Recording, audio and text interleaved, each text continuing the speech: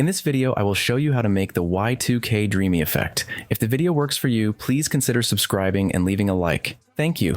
Well, as a first step, we will duplicate the image.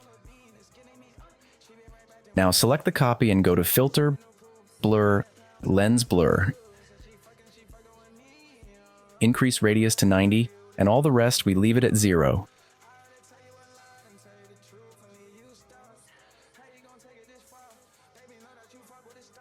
And here, we'll set it to screen.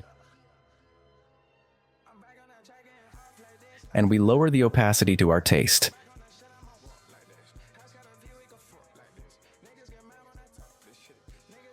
Now we'll go to Adjustments and click on Curves. We'll put these 2 points here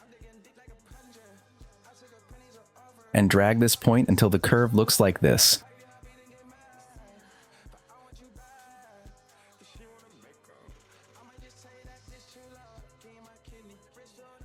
And lower the opacity to your liking. As last detail, we will select this layer, then we will click here, and then click on Gradient Map. Click here, Cloud, and choose this one, and we put it in Screen. Then we lower the opacity to personal taste, and that's it. If you liked the video, subscribe and leave me a like. Thanks.